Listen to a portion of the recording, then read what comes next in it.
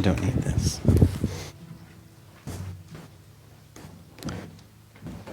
So I use Rufus to do children's messages, so I figured I'd introduce you to a new puppet. No, I'm just kidding. I'm not going to. Now, today, I get the honor and the pleasure to continue the series that Justin has been guiding us through. And today we're going to do a little bit of John chapter 9. So if you have your pew Bibles, it is page something. It is page 1061 in your pew Bible.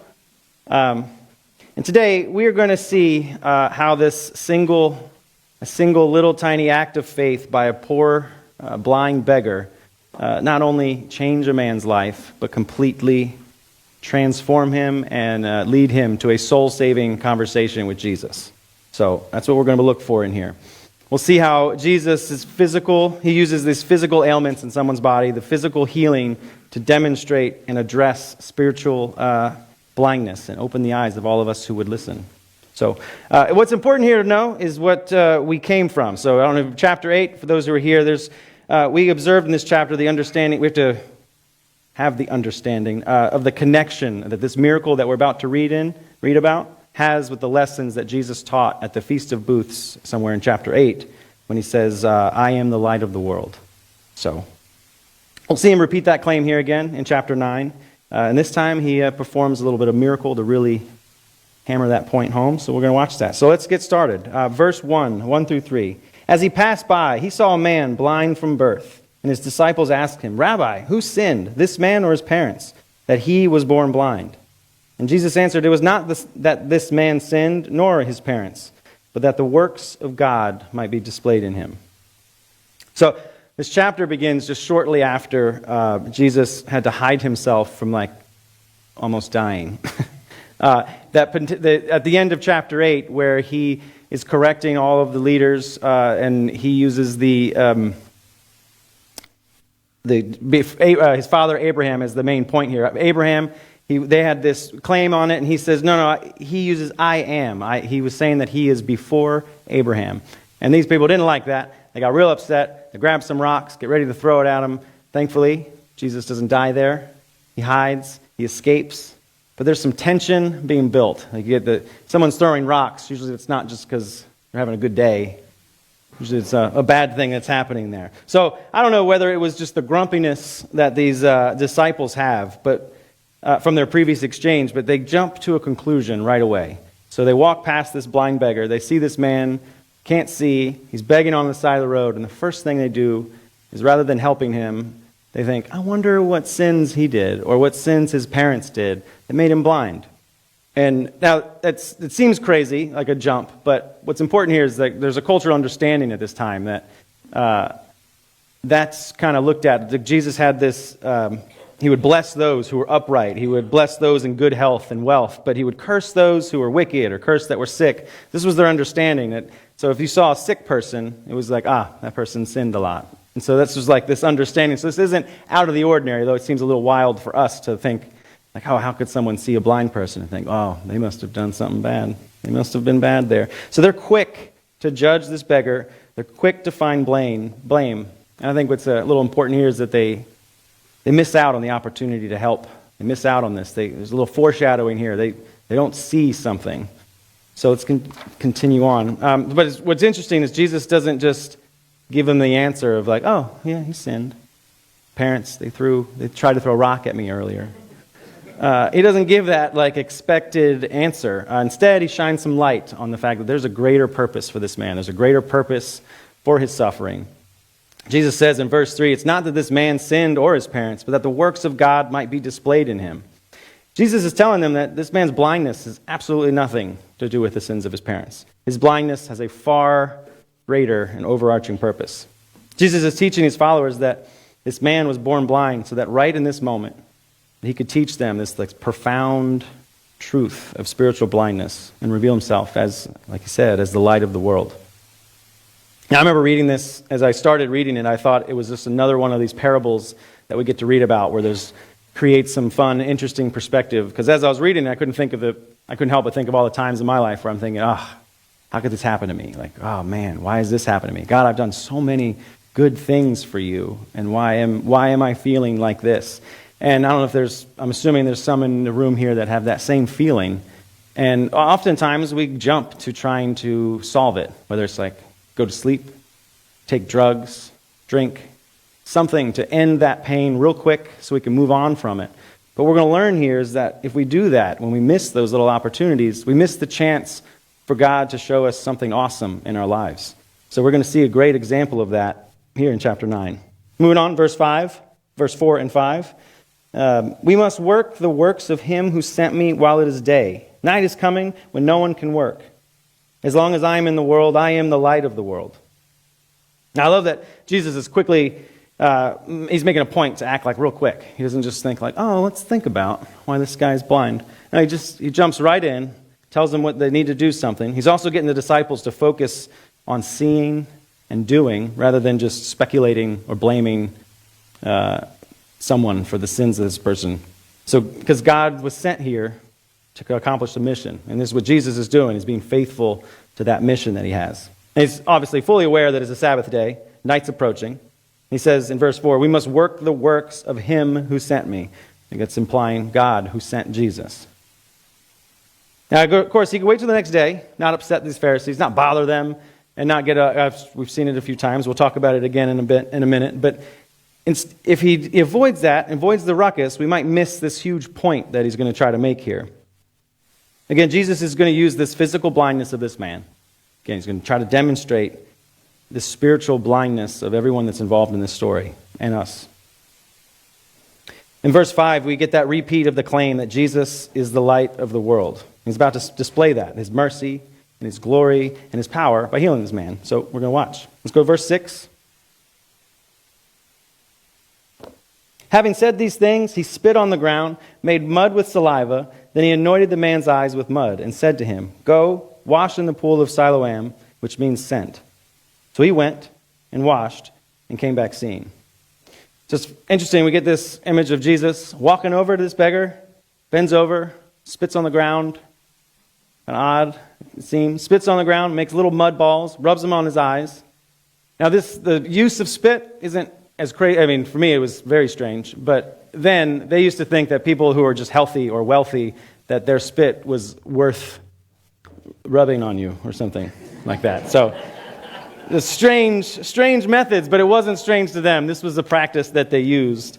But it still just seems odd. But we get this use of him using his own saliva, the dust from the earth. And I think there's some really cool symbolism there of the combination of God using his own creation to perform these miracles. So it's a neat little thing. So he takes this, makes this rub, makes this a full exfoliating paste, rubs it on the eyes, and then verse 7 he says, go to the pool and wash yourself. Siloam means sent. The man went and washed and came back seeing. So this first part, I can't help but appreciate this so much because it says, go to Siloam and wash yourself. And then these beautiful parentheses that, I don't know if you're reading the Bible and you're not sure what a word means. You usually have to look it up. You usually have to go and find it. But John was thinking of me here. He was like, I don't know if Dale's going to know what Siloam is. So it means sent, Dale. And so it's like, oh, thanks. So I don't have to Google that. So anyway, I'm grateful for that. And we get to another one later, which I'm very excited for. But yeah, so this is reiterating what he said a few earlier back about Jesus being sent by the Father. And I think that's the implication there of why he's putting it in parentheses, is that it's not just so that of my clarification. He is letting everyone know there's some impact, there's some meaning here about Jesus being sent by God. And second part of verse 7, this poor beggar, he's responding to this simple, short monologue. And I say monologue because there's no evidence in this story of the beggar responding back. Like there's no dialogue happening. It's just Jesus talking, and the guy's just getting paste rubbed on his eyes. He's like, oh, well. And then he goes and is told to go wash. And so he goes, and he washes. And I think that little bit, this little act, is so much bigger than just him going to go wipe dirt off his face. It's this first little act of faith by this man. This crucial step, which I think is imperative when you're in this miracle. Now, I think when I think of miracles, like when you would read about them, you'd read about some awe-inspiring, some monumental thing that happened. This guy can see again, and you'd think there'd be some amazing description of when he wiped the mud off his face, that he gets to see his hands wet for the first time. He gets to watch water drip into the pool or see his reflection in the pool for the first time, and colors, and putting faces to voices. We don't get any of that. All we get is, he came back seeing. It's like John put this minimalistic, understated comment here of just, yeah, he came back, he can see now, so that's pretty cool. Anyway. And it's like there has to be a point to that, because you usually would hear this dramatic increase of like why something happened. But I think the point is, for me, it's when I read this, I got confused and I mistook who the main character of this story is. Most of this story is written and you're reading about this beggar, but I think John's making a point that that's not the main character of this story. The main character of this story is Jesus, and he's keeping the focus on who performed the miracle and the purpose for it. So again, this greater purpose, this big picture. But before we continue on with the conversation, there's something I want you all to remember. This is what I thought of when I was reading this, was the verse from Matthew 17:20. For time's sake, I won't read the whole verse, but it's the verse about the faith the size of a mustard seed, and how applying that little bit of faith can spark a monumental change, like being able to move a mountain. So this beggar has sown that seed here when he followed Jesus, that short, simple instruction of go and wash. Again, he didn't respond back. He just heard it, went, washed. Again, that small, crucial little piece to the story there. And then we get this response. We get the beggars. So we're going to read verse 8. The neighbors and those who had seen him before as a beggar were saying, "Is this not the man who used to sit and beg?" Some said, "It is." Others like, no, but it's like him. And he kept saying, "No, I'm the man." They said, "Then how were your eyes open?" And he answered, "The man called Jesus made mud, anointed my eyes, and said, 'Go to Siloam and wash.' So I went and washed and received my sight." They said to him, "Where is he?" He said, "I don't know." It's like, oh, okay, so we got this beggar who's not seen Jesus yet. He's blind forever until right now. And he's still not spoken to Jesus. And the first people he gets to see are the crowds, the neighbors all around that used to see him every day, sitting in the same spot, begging. And I can only imagine that if you're a beggar, you'd probably choose an efficient spot where people walk by. Otherwise, if you're just begging by yourself, it's not going to be a lot of success there. So you have to imagine that a lot of people have seen this dude just on the ground, begging all the time. Now they see him standing and he's not. So there's a lot of questions that's got to be asked, like, wait a minute. You told me you didn't know what I was wearing the other day. Now you're telling me you can see it? You know, there's got to be a lot of doubt and questions happening. And so he just simply answers with his testimony of the man called Jesus, put mud on my eyes, told me to wash, now I see. Like, he didn't elaborate, he didn't go into some crazy story. But what's important, I think, or I feel, is in here where how he referred to Jesus. He doesn't say, like, this amazing magician came. He just says, the man named Jesus, that guy, that one dude that you all called Jesus. He just refers to him as the man. Like, he doesn't have he's not climbing up in his hierarchy of names or anything like that. It's just the man. So he gives his testimony. The chatter starts. People all are just thinking, I don't know what this is. So they take him to see the Pharisees. And that's where this whole story, we get a little bit more of an interrogation going on. Here, we'll see this in verse 14. It says, now it was a Sabbath day when Jesus made the mud and opened his eyes. So the Pharisees again asked him, how had he received his sight? And he said to them, he put mud on my eyes, and I washed, and now I see. And some of the Pharisees says, this man is not from God, for he does not keep the Sabbath. But others said, how can a man who is a sinner do such signs? And there was division among them, so they said again to the blind man, what do you say about him, since he has opened your eyes? And he said, he is a prophet. So these Pharisees asked this beggar, again, to ask him what happened. So he gives his testimony, and then we get to see these Pharisees behaving, which I think is like exactly what Jesus was expecting, was these Pharisees aren't like, oh, that's awesome. You get them talking about how that's impossible. You can't do that. He was on Sabbath day. They couldn't have had it. And Jesus, I know, Jesus had to have expected this whole thing. It seems like you could make a case for this, that Jesus looks for this sort of thing. He does it a lot in the Bible. In this instance, I think the example he's using here is he's exposing some blindness of these people. So they go on to their typical rants. Put that over there. I'm running out of space on my board. That this guy could not be from God because he chose to do work on the Sabbath. But there's an interesting little piece here that John's pointing out, is some are saying this could not have been a man from God because he worked on Sabbath. And then you have these other people who are like, oh, how could an ordinary sinner do such miraculous signs? I can't help but think of Nicodemus, because we hear about Nicodemus. We hear that he's a religious leader that was locked in his ways, but he meets Jesus. His foundation gets rocked a little bit, and he starts questioning. It takes him a while, but we see that he kind of flips around. And now we got some Pharisees doing the same thing. So there's this urge to balance the room out with where everyone is standing. You got religious leaders who are supposed to say, that's not God. That's not God because he did it on the Sabbath day. And then you have the others going, So they got to balance this out. So they say, what do you say about him since he has opened your eyes? And pay attention to the response here. He says, he is a prophet. And this just reminded me again of that faith of the mustard seed, where he refers to him as first the man, this dude, some guy. Now he's stepping it up a little bit, claiming he's a prophet. So we're seeing just this little climb in this guy right now. So he's the man, now a prophet. Now we move on. The Jews did not believe that he had been blind and had received his sight until they called the parents of the man who had received his sight and asked them, is this your son, who you say was born blind? How then does he now see? His parents answered, we know that this is our son and that he was in fact born blind. But how he now sees we do not know, nor do we know who opened his eyes. But ask him, he is of age. He will speak for himself. And there's these things again that I loved so much. Parentheses. These parentheses just saved me a lot of time of research. His parents said these things because they feared the Jews. For the Jews had already agreed that if anyone should confess Jesus to be Christ, he was to be put out of the synagogue. Therefore his parents said, he is of age. Ask him. So now we get these religious leaders who can't possibly entertain the idea that Jesus was anything other than this blaspheming sinner. And of course they need to confirm this. So they do.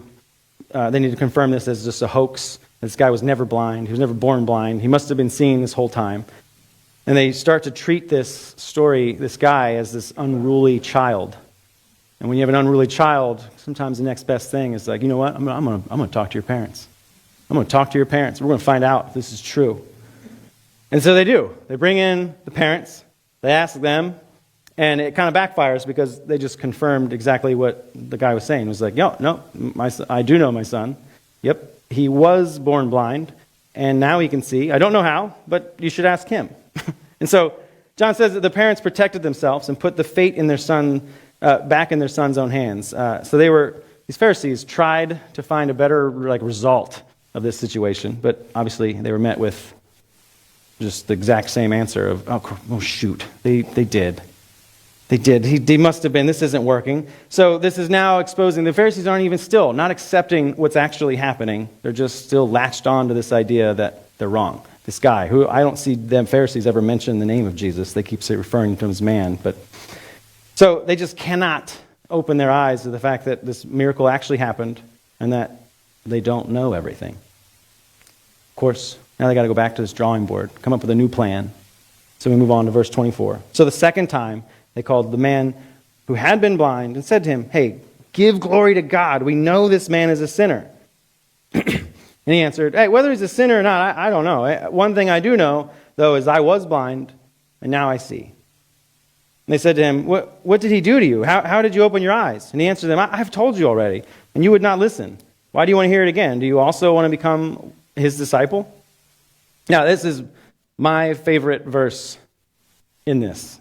Is because he goes from this blind beggar, worthless blind beggar, to now he is saying, do you also want to become one of his disciples?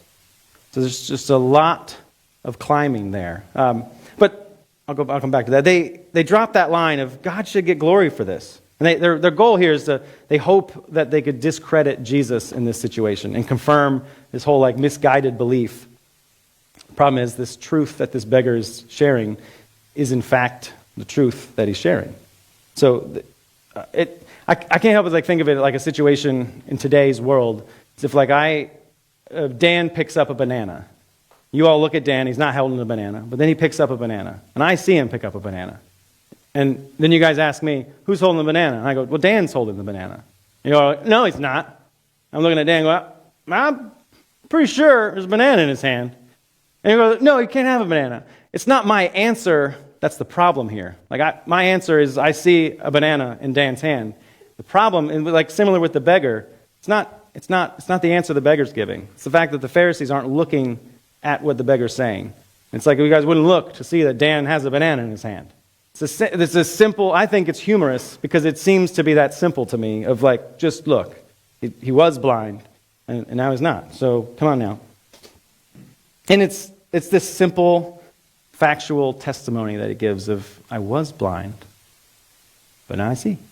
It's like he's not elaborating. It's just a simple, cool testimony that I just think is super powerful. All right, verse 26. Moving on. Where is it? They said to him, why did he do... We already read that part. That's good. That's good. 28. Thank you. And they reviled him, saying, you are his disciple, but we are disciples of Moses. We know that God has spoken to Moses, but as for this man, we don't know where he comes from. The man answered, why, this is an amazing thing. You do not know where he comes from, and yet he opened my eyes. We know that God does not listen to sinners, but if anyone is a worshiper of God and does his will, God listens to him. Never since the world began has it been heard that anyone opened the eyes of a man born blind. If this man were not from God, he could do nothing. They answered him, you were born in utter sin. You try to teach, and you would teach us? And they cast him out. So we get to witness this climax of tension right now. We get to witness the climax of this man's faith and this blind neglect that the Pharisees have. And they curse the man for his acknowledgement of Jesus being from God. And they lay claim to the disciples to be disciples of Moses, and that they don't even know where this man comes from. What I like is this sarcastic response that this guy's getting. I don't know if you've ever been in an argument with your spouse. I never have, so I can't speak to this. But when you start arguing and one of you knows you're right, one of you gets a little bit more sarcastic than the other one. And I think we're seeing that here when he says, well, this is an amazing thing. Because I read a couple different versions, and each version has a different way of saying something more sarcastic. Like another version said, well, that's strange. And I can't help but there's got to be some sarcasm in this moment because there is this confidence that this guy's having. I see the banana. I see it, so you guys aren't going to get me to change it. But it's just this sarcasm there, which I think is another little tell that this guy is getting more confident. This beggar is getting more and more confident in his faith every time these Pharisees are challenging him. He gave them that simple facts and finally made that ultimate leap of faith by proclaiming that this man, Jesus, is in fact from God. They can't take it, and they kick him out of the synagogue. Yeah, if you don't know, getting kicked out of the synagogue is not like if I asked you to leave the church today. Because I asked you to leave the church today, you could just go across the street, you can go down the road, you can go anywhere around here and get to another church. After church, after church, after church. But here, getting kicked out of the synagogue was way worse. It was you lose the support, you lose the aid, you lose all of the resources that these spiritual leaders would provide. So getting kicked out of the synagogue, if your family's in that synagogue, you're losing all of that. So there's some big things. And that's also what John was alluding to when he says the parents were protecting themselves from in verse 22, where he says, his parents said these things because they feared the Jews, for the Jews had already agreed that if anyone should confess Jesus to be Christ, that he was to be put out of the synagogue. So that's this isn't a small minor thing that, he's kicked out. It's just I'll just go down the street. And I didn't have that. To me, I started to get a little bit worried here because this seems like a pretty crappy reward for somebody who's just putting all his faith in everything, and he's standing firm with Jesus, and now he's been kicked out, and he's alone, all because he chose to put his faith in Jesus and defend him. And he still has yet to actually have a conversation or see Jesus. And you can see now, but he was looking at his hands. He wasn't looking at Jesus. Jesus was up the stairs or wherever this pond was. So he's cast out of the synagogue and alone, like a lost sheep. Now we go to 35. Jesus heard that he had been cast out, and having found him, he said, do you believe in the Son of Man? And he answered, and who is he, sir, that I may believe in him? And Jesus said to him, "You've seen him, and it is he who is speaking to you." He said, "Lord, I believe," and he worshipped him. Now the key word here for me is in verse 35, word found. Because the beggar put his faith in Jesus back all the way back in verse 7 when Jesus said, "Go and wash." He didn't question, he just went and washed. I feel that makes it personal to Jesus. That faith, that little action he took, putting the faith in Jesus, made this a personal thing for him. This man is no longer a beggar, nor is he alone. He is now one of the Lord's flock. And we know that Jesus teaches this one thing about, the verse is about if one of your sheep goes missing. You drop everything and you go and look for it. And Jesus does that here. And he goes in search and he found the man. And John points out that it's not the other way around. Verse 35 said, Jesus heard the news and went and found the man. So again, that single act of faith in Jesus by this poor little beggar here led to this soul-saving conversation. We just heard him say on verse 38, "Lord, I believe." And he worshipped him.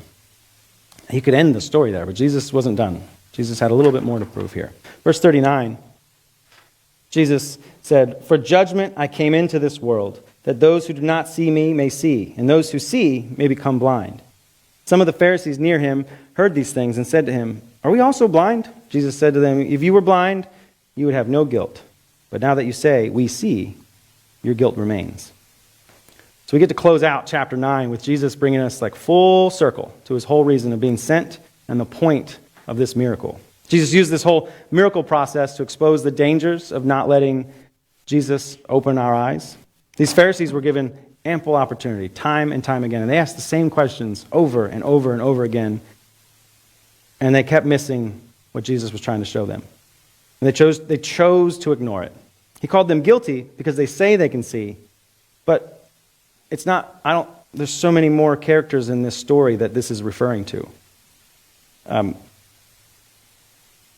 If you look at the disciples at the very beginning of this story, when they are literally walking with Jesus each and every day. So they've got Jesus right by their side, and they, without Jesus saying anything, they look and see a blind beggar, and they immediately assume it's because of something that guy did, or his parents did, or his aunt and uncle did. So they are blind to the same fact. So anybody in this story is missing these points if they didn't have Jesus right there. The point is, we all need to take note of this word, of his words here, and check ourselves, because we are all spiritually blind without Jesus. As we close, I want us to recognize something here that I noticed that was missing in this story, all the emotions that might be missing. Throughout this chapter, through the interrogations, all the questions of the Pharisees, I didn't get to see anything about the fears, the despair, the need for pity from this beggar. He wasn't complaining all the time. He didn't say all these sad things to make people like, "Oh, poor guy." Gee, he didn't do any of that. We didn't get to hear him wrestling with the reality of the claims and the repercussions, like being thrown out of the synagogue, where his life, right after, he finally gets to see, and now he's thrown out of the thing that his family's a part of, his neighbors, and if he had any friends, they're all part of. We didn't see any of that. Instead, we see the hope, we see courage, the courage to face an opposition, and we get to see the gift of sight. Not only the physical sight, but the spiritual sight. That even in the hardest of trials, the harshest of things in your life, God had a greater purpose for this beggar's life. What's really cool is that Jesus offers every single one of us that same gift.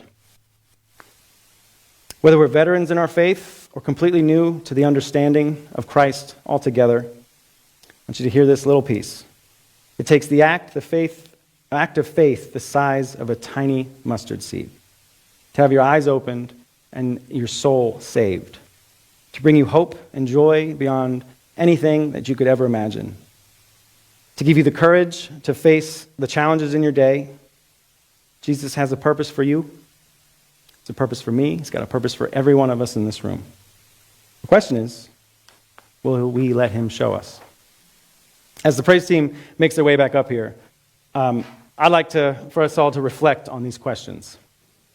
Are you looking at things in your life right now and the things in this church through muddied eyes? Is your own self-pride, whether it be your knowledge of Scripture, the status in this church, Or your status in life obstructing the view of God's amazing purpose and power for your life?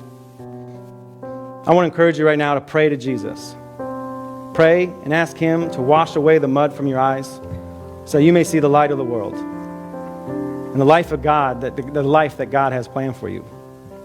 You can even use this next song that we're about to sing as your prayer to Him. Open the eyes of my heart, Lord. This is an opportunity for you all to be like the beggar and start or restart your journey of walking with Christ today. Now I'll be up here in the front row, and I invite you to come pray with me. I invite you to just come, if you want to pray by yourself, we do that. But this time, during this song, it's times for you. It's times for you and your time to be with God. So if you would you please stand and worship the Lord with me as we sing, Open the Eyes of My Heart.